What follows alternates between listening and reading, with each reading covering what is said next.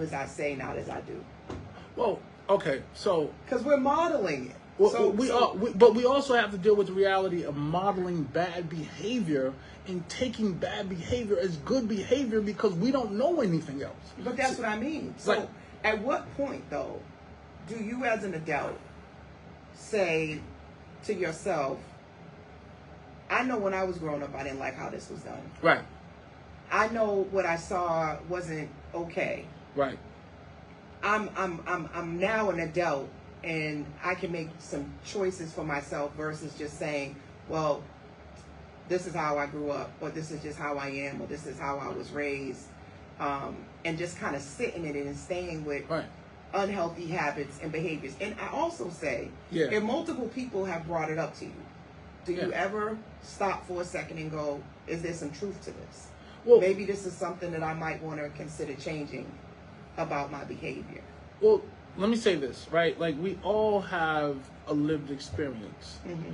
Sometimes we have to deal with the reality of what I call an underdeveloped lived experience, because what we have to deal with is the reality of comparing our lives to television, comparing our lives to media, comparing our lives to magazines, comparing our lives to everything promoted to us as what we call reality in a civil life, right?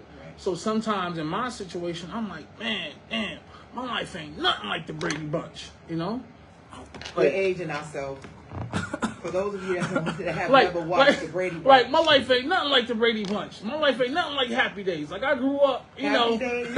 And I'm in a situation where I'm like, okay, where's my Three's Company? You know what I'm saying? But the situation. So how about Bel Air? How about I don't know. The Cosby Show? I'm a little older than Bel Air and Cosby Show. So. Yeah. So for those that are listening, he's talking about some real old school shows right now. Very old school, like 1970s old school shows. I'm a 76 baby, so for everyone listening, you got to understand my perspective. My perspective comes from 76 up, right? Mm-hmm. So I started now. I also have to tell the backstory between, me and the whole, 70s growing up was I actually was born here in Boston, but because of my mother and, us being 4 kids, I grew up with my grandmother in the South. So my opportunity to live here in the city was a little bit different because I spent like 4, almost 5 years of my life in the deep South. So, I grew up black and white television, deep Florida, red clay roads, kindergarten, K1, K2 in the South, good old grandma, good old great grandma, I grew up with the scrapple. I grew up with the, the butter biscuits and the pork and the garden on the side of the house, and she played the guitar on the front porch, good old black lady from the South. So, and then I came back to Boston in the early 80s. So for me, it was like 76 between like 78, 80, 89 to about like 90, to about like 81, 82. I spent some time in the South. So for me, it's a little bit different because I don't have a full experience of just being here on the hood. I also spent some time in the South. And that would give you a very unique perspective in terms of what motivates, I guess, and inspires you having both a Southern and a Northern experience. So when you think about you in terms of an individual and deciding what direction you want to go, what drove you to want to do community activism and to be an organizer and to get a master's in public policy? It was over years. I think for me, initially, it came out of the desire to want more than my current, standings, right, in life, right? I had to say to myself, I tried college right out. I didn't try college right out of high school, truthfully.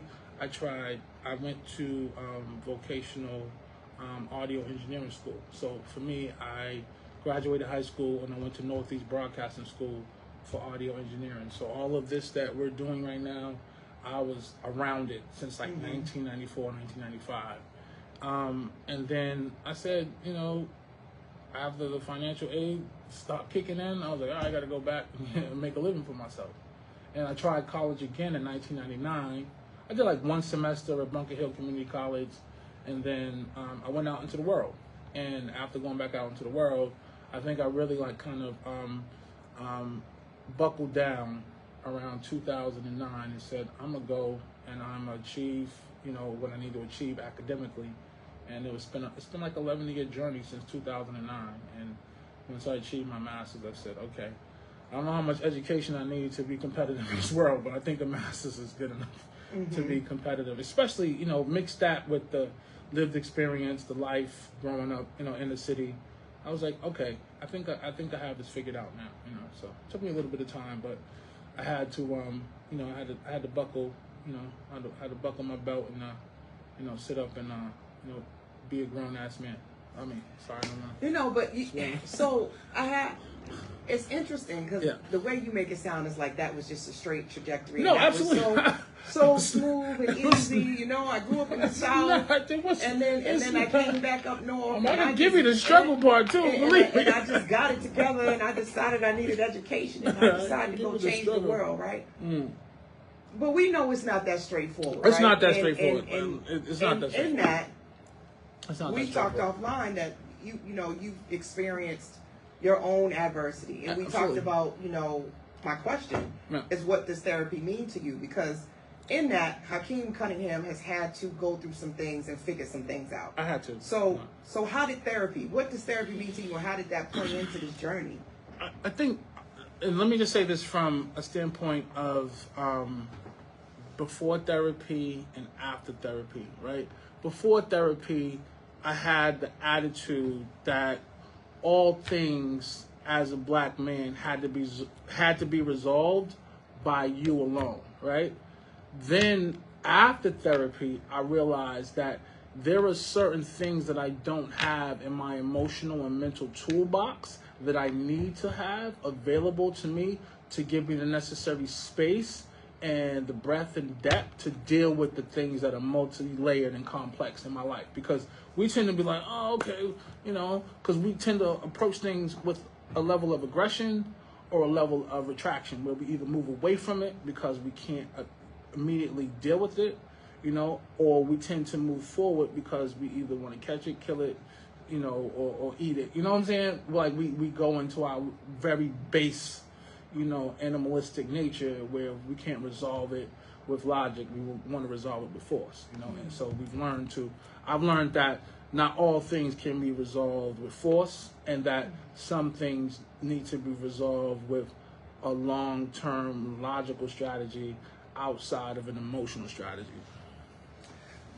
That is a really good point, and I think there was a book I read called Atomic Habits, right? And it talks about goal setting and breaking things down into smaller chunks. Yeah. And I don't think when we go into any workforce or any job for that matter, that we're not bringing our full selves. There's this misconception that leave home at home, leave your problems at home, and just come to work and work. And what I've found doing psychotherapy with most of my clients are high achievers. That's not true, right? You bring your ambition, and your ambition often may be a product or a outcome of your adversity, right? So you're very driven because you've made a decision that you're running from something and you don't want to be what you've seen, so you're trying to get accolades, education, whatever you can so that you can have a better life for yourself. Right. Or you got a lot of resentment, right? Because you feel like, the world is on your neck, and so policies and everything have been against you, and you're not where you want to be because of where you grew up and your parents and this, that, and all these things. So you got a chip on your shoulder, right? Because you feel like you never really got a break, right? Things are real hard for you. Right. So I think it's really challenging when we try to say that we're just out here and we're just developing professionally separate of where we've come from. Right. So one of the things that public policy has helped me understand is that none of what the black male experience in America is just by his own volition and his own being, right? Correct. Like, there have been decades of false, failed, and negative public policy that has been written to actually put the black male in a very cornered position. Talk about it. In this world, not just in society, but in this world as a whole, because you have individuals who are highly educated who have figured out that public policy is the actual structural way in order to keep individuals marginalized through legislation, right? Yes. Now, it can come off as a thing that is supposed to be positive and welcoming and forthcoming to all of the population, but it actually becomes a significant detriment to an individual racial group within that public policy. So you're like, oh, this is great policy. Yeah, it's great for everybody else, but the 1% it really affects, guess what? He's gonna have a hard time once his policy is implemented.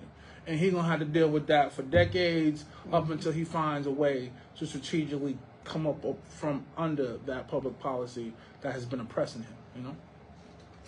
You make a valid point. One of the things of being a social worker that we had was a public policy class, and it's the fine print, right? It's the devil in the details, the language, and it's also the people who sit in the room and the group think. Right. Anybody that doesn't know what that is, you got to go look it up. But there's often, due to power, privilege, herd mentality.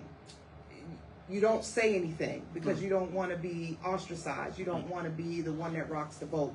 People-pleasing behaviors show up a lot of times as groupthink. Absolutely. Wanting to fit in, and even the mentality, because I come from corporate America, of they don't really want us here. You should be happy that you have this job. Just keep your head down and do your work. Right? So these things often... You should be a happy nigga. You should be happy. Oh, you can't say that on the air. God forgive us. We apologize. Listen, you gotta watch your mouth. Watch your mouth on here, right? But listen, shout out to everybody on iHeartRadio. Please don't come for us. iHeartRadio, Instagram, Facebook. Shout out to Miss Wonder. Thank you for tuning in. Thank you to everybody on Instagram. I see y'all. So there's a lot of details. So I go to knowing all of this, and we think about goal setting, and we talk about not being emotional. I'm really big on, I think all of it matters. It does. Right? It does. Understanding where the emotional stance is and why you're upset and why you're angry is important. And then the next step is, okay, what are we going to do about it? And I think the hardest part about being the therapist is I can't just fix things for people. You know, often I'm just a catalyst for listening. They have to actually take on the working gloves and go out and do the work because I can't do it for them. And it's hard because this stuff is real. Real. The policies, it's no joke. It's true. The propaganda is true. There's a lot of things set against us. You know, we are starting, you know, oftentimes way behind the totem pole with people. But even with all of that being said, you have people like yourself and like me that push ahead, and we are very resilient. And that often leaves people to either one say that we're special, there's something about us that's different, and it's not in them. And I say that no, the adversity is here for me and you too. Right. But it's like, well, I don't want you to give up though and think that it's impossible. It's not. I think one of the things that we don't give respect and credence to is our ancestors. We come from a long line of resilient and very tenacious individuals who have been in this land for a very long time. Like we've resolved hundreds of problems, thousands of problems through slavery up until this day. So we have to be mindful of the fact that we are dealing with the blood of our grandmothers and grandfathers, our great-grandmothers and grandfathers, and generations before them that have had the ability to like figure things out and come to some sort of understanding and resolve and push through all of the madness, through slavery, through Jim Crow, through, you know, the black codes, through, you know, all of the civil rights era up until now. Like, we have had a lot of people. Yeah, there's a lot of strength in the people, and it's a quiet strength. It's like, we don't broadcast it. We just like, all right, you know what? This is against me. I feel the pressure. I'm going to figure it out, you know?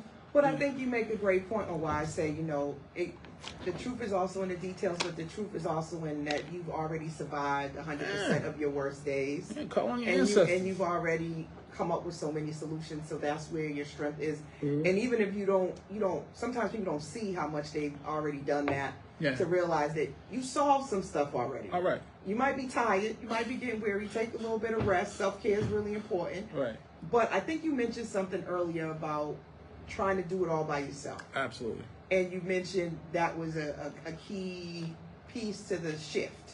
So when we think about setting realistic goals, I love this acronym called SMART goals. Right. A lot of people that's cliche, it's corny, but I tell you, systems work. Right, absolutely. Having a system to how you approach a problem is so important.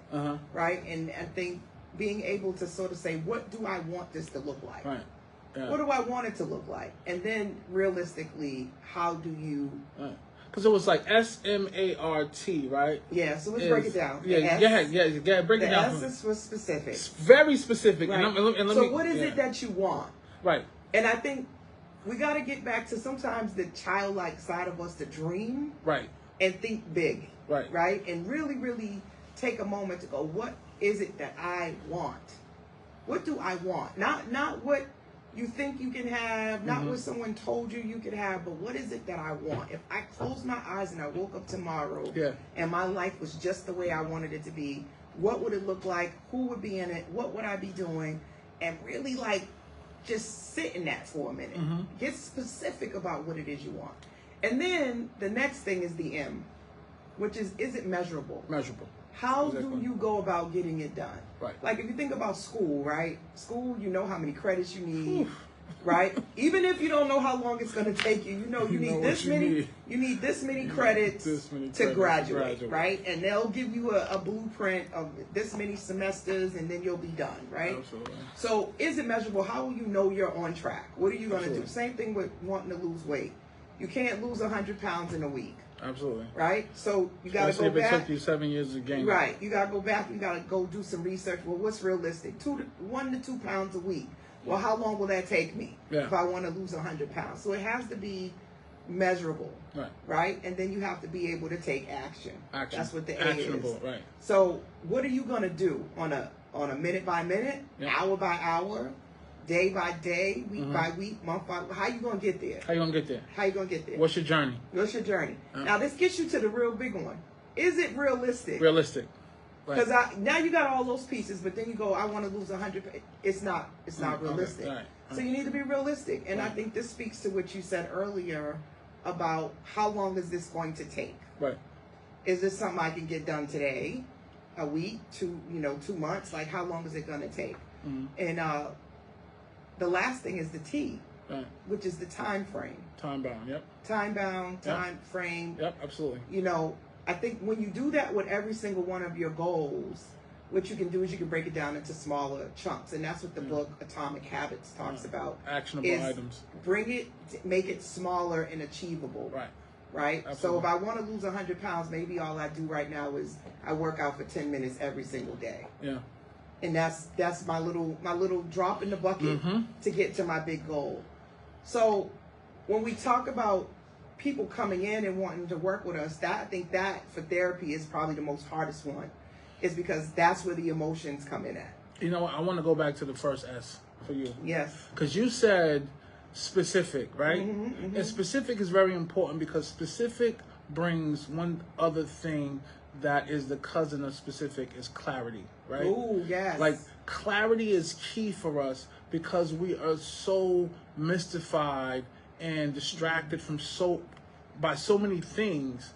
We don't realize that when we get specific, when our needs and we get clarity on what we want, everything else falls to the wayside. And it's so important because we have to deal with the reality of what do you need right now at this age, at this point in your life. That part. You know? And it speaks to, the bet on self. right? The bet on self moment, because you know that to believe, right? To be empowered, and to take action, right? Like you to make that bet, you got to know all of these components, but at some point you got to stop thinking about what happened in the past, what your parents didn't do, what skills they didn't have, and you have to say, well, what do I need to learn? Who do I need to get connected with? What environment do I need to put myself in so that I can achieve what it is I'm trying to achieve? And I think that is where the emotional piece comes in at, because survivor's remorse can kick in, where it's like, well, Dad, I'm leaving people behind, or, you know, I'm going to alienate my family, or you might have to divorce that husband or that wife, you know? You might have to move out of that neighborhood, right? And these things sort of can be an emotional reaction of like, yo, I'm selling out. I'm not being loyal. And this is where a lot of my clients, the people pleasing kicks in, which is I'm being selfish. Because I'm not putting people first, and I'm trying to put my own needs first. But I think one thing that you stated that is important for us to unpack and get clarity on is we have to be mindful of the fact that we have to figure out, where are we operating from? Are we operating from our pain body or our logical mind, right? Ooh. A lot of times, I think a lot of individuals that I run into are operating from a point of speaking from their pain body and speaking from their positions of trauma, where they're not really comfortable with the fact that they've experienced this trauma, but they have to deal with the reality of, how do I articulate this and also deal with it while trying to move through this world? And I say to myself, when I listen to certain individuals, I'm like, okay, is he speaking to me from his logical mind, or she's speaking to me from a logical mind, or she's speaking to me from her pain body, or he's speaking to me from his pain body, because he's still dealing with the pain, because he hasn't had the necessary tools to move up and out and away from the pain and the trauma that happened to whomever that was, you know? You know, it brings us to that whole idea of, what does healing look like? Yeah, absolutely. Because this is like, again, there's so many buzzwords, right? Like now it's like, you know, so my healing journey. I'm on my healing journey, and you know, I'm soft girl era. My soft girl era, and you know, self-awareness, this and self. But what does it mean? Absolutely. To be self-aware, right? And if you have that self-awareness, you start to really be. It gets harder and harder to do things that don't sit right with your spirit and that are coming from your trauma and your pain. You start to really know when you're operating from that place, and you have to deal with the causality and causation too. Right. It doesn't feel good anymore, right? Because now you know. Wait a minute, I'm coming into this space and I'm yelling and I'm screaming because I feel like somebody disrespected me. They disrespected me because they didn't validate me, or they didn't speak to me this morning, and I didn't get the accolade I wanted, but I can't articulate to the person that the reason why I'm upset is when I do X, Y, and Z, this is what I expect. Yeah, absolutely. Because that's too vulnerable to do that. Well, I think the thing too that we have to deal with is the fact that we want other individuals to unpack our pain for us, more. Right? What you mean? And what happens is, we know that we're in a state of pain or trauma, and we give off little bit of emotional, verbal, and social cues to other individuals to give them signals of what we're going through. But what we don't do is we don't say, hey, I'm opening up this safe space for you to help me with X, Y, Z that I'm experiencing, because if I was to unpack it myself, I don't know if I can handle it all. So I need help with this piece of it, you know? So I realized that with a lot of people I run into when I'm, you know, just socially conversations and, you know, even helping people with like business and workshops and everything like that, because a lot of people tend to want to have businesses, but they're not fully grounded in resolving the issues that keep them from being their more successful selves. You just said a whole bar there. So the expectation of other people to unpack our stuff. So here's what I hear. Read my mind. Yeah. That's what I hear. Right. I hear read pick my up on mind, my pain. Read my mind, and hot cold people. Right. Right? Like, you never really know what's going on, and they don't really tell you how to support them. Right.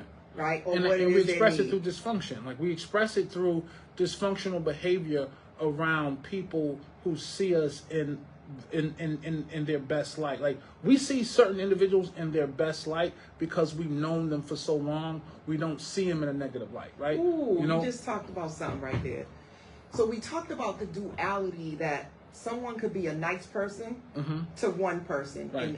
and somebody else could see them as an awful person. Oh, and how can two things be true, right? Or individuals that date one person and that person loves them and it's the best relation they've ever been in, but the person they have children with think they're a monster. Absolutely. And think they're the most awful person, and they're still in their pain and trauma from the person that they dated. But now they're in this new relationship and they're trying to move forward, and their partner's like, I don't understand. I think he's great or she's great with the kids.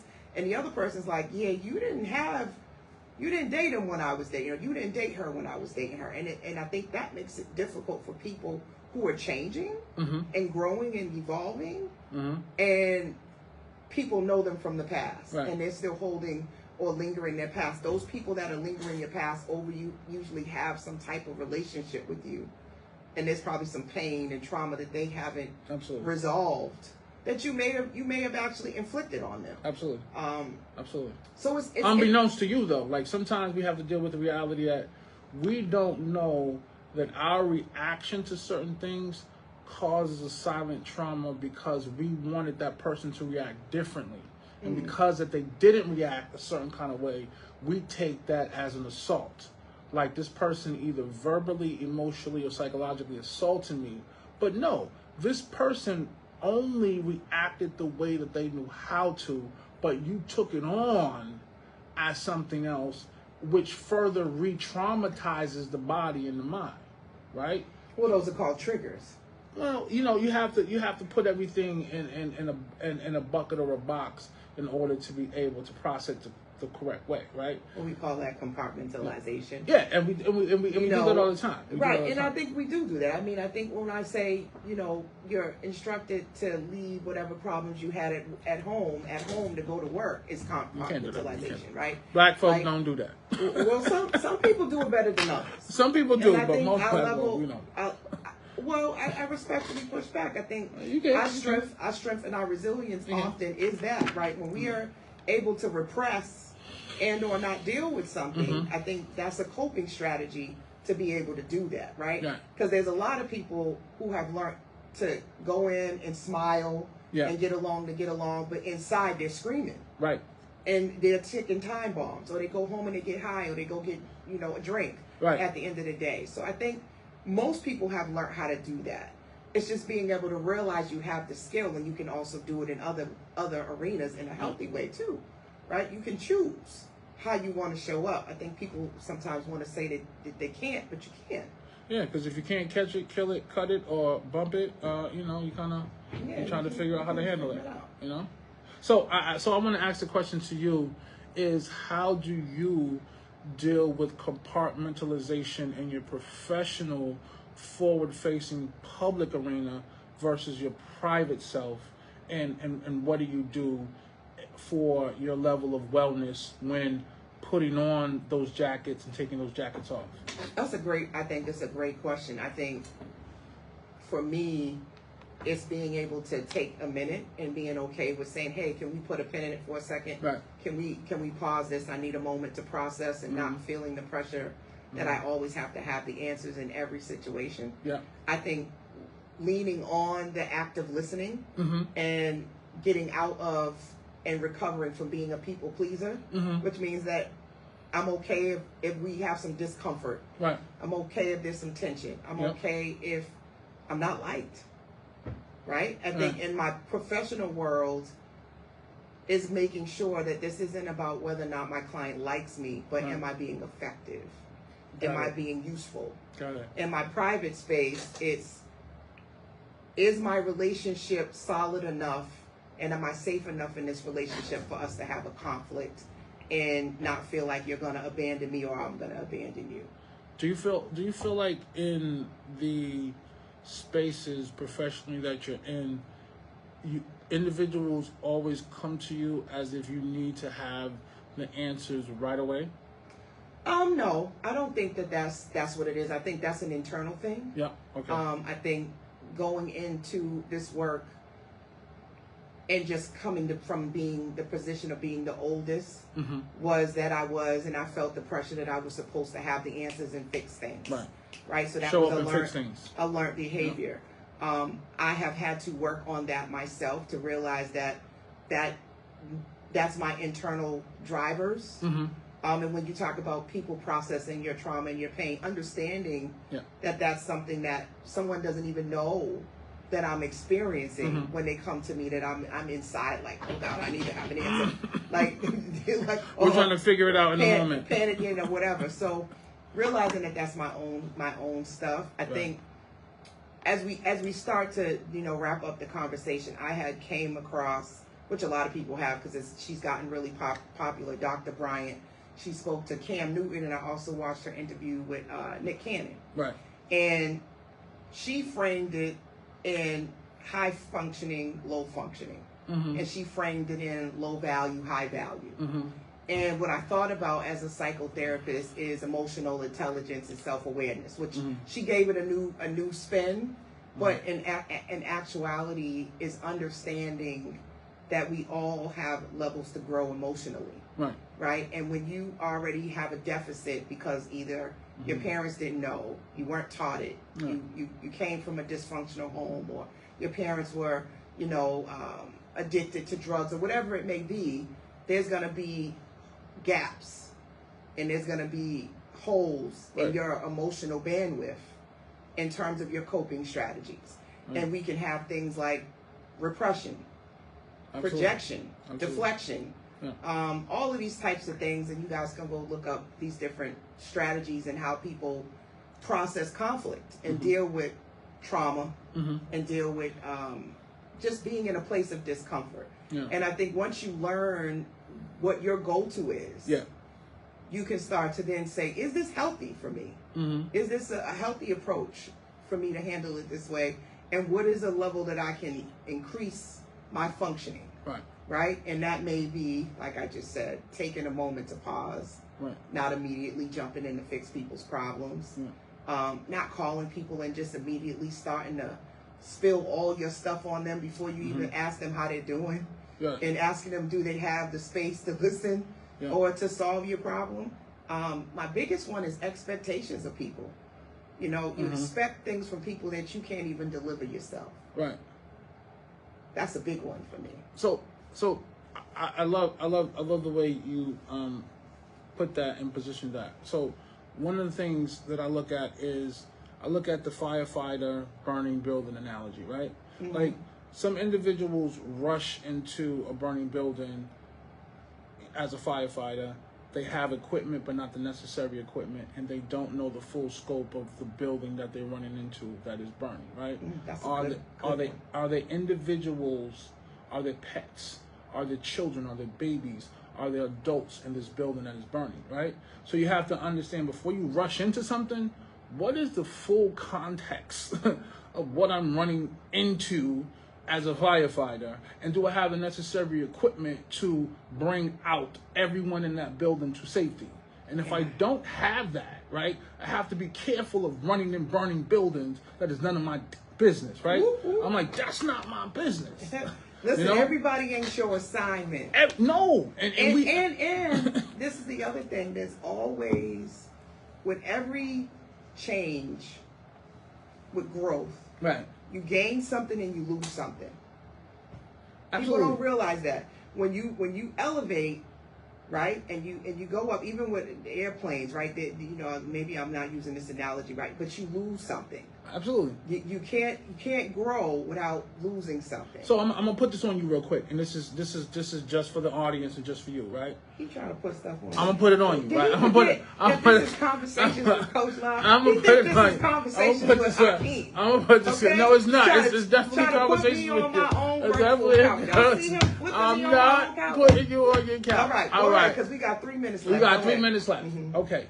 You're rushing into a burning building as a firefighter. Yes. Do you save the cat, the baby, or the pregnant lady? The cat, the baby, or the burning lady? Or the pregnant lady. Okay, you didn't tell me what kind of equipment I had, though. No, I'm not giving you any of that. I'm just saying, as a firefighter. I don't know. I'm not a firefighter. Okay. So do I use my logically? skills? Like how would you my clinical invest? skills would be to save the child first. Okay. Right? Because that's the most vulnerable person in this moment would be the child. Okay. So I would go with the kid. Okay. What would you do? No, I just wanted to hear your response to that. I would go with the child first. Dope. Right? I'm sorry, all y'all pet lovers out there. I ain't worried you wouldn't about say the cat. I ain't worried about You're not the saving cat. the cat. I'm not saving the You're cat. not saving the cat.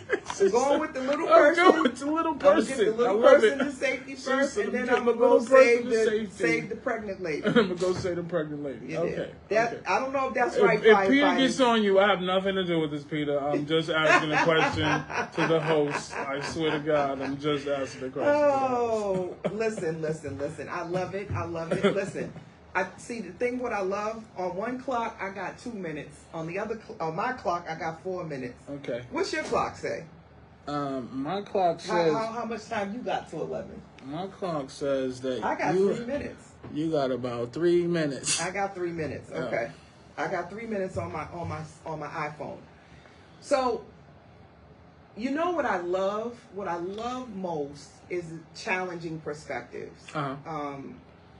When we think about goal setting, as we wrap this up, right? It's to be able to really think about what is it that you're trying to, what's your end game? Because once you understand the end game, you can always backfill. I think when people don't realize what their destination is and where they're headed, that's where they get the most confused. Right. I think for me, and a lot of black men in America, I think it's family and legacy. Like, we want to have a strong, solid, nuclear family that we can instill, the necessary, information and morals, values, principles, and ethical behaviors to create legacy, right? And then we want that to then sprout and blossom into this greater thing as it passes on through generations. Because we're not here forever. Like, we tend to have this like energy where we're always going to be here. And, I'm at a standpoint where I'm like, okay, I've seen a lot of people die in my life, right? Yeah. And I know that family and legacy is an extension where it's like my great-grandmama passed on things to my grandmama, my grandmama passed on things to my mama passed on some things to me, I'm going to pass some things on to my kids, and they're going to pass some things on to their kids, right? I just have to be mindful of what am I unpacking and instilling in them so they can pass on. Do I instill and do I unpack trauma? Do I unpack, indecisiveness? Do I unpack, all of dysfunction? Or do I give them the necessary things that they need to be successful? I think you just, really gave a different perspective. And we always not always.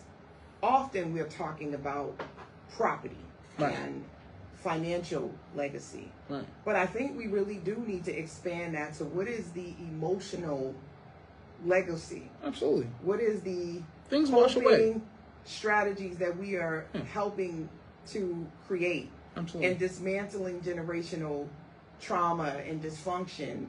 I think it's just as important. I think for us to have a better families. Absolutely. We have to think about what we're modeling and what we're teaching in terms of goal setting, in terms of resilience, the bandwidth to deal with the trauma, because I don't think we can avoid trauma. No. Just simply someone dying close to you is traumatic. Absolutely. Losing a job can be traumatic. Going through a breakup can be traumatic. So I think we have to learn how to deal with traumatic experiences. Oh, absolutely. Wait a minute. Hold on. Look at what just happened. That was cut you fast. off. I cut you off. Absolutely. So that is a sign. I cannot believe it. That 3 minutes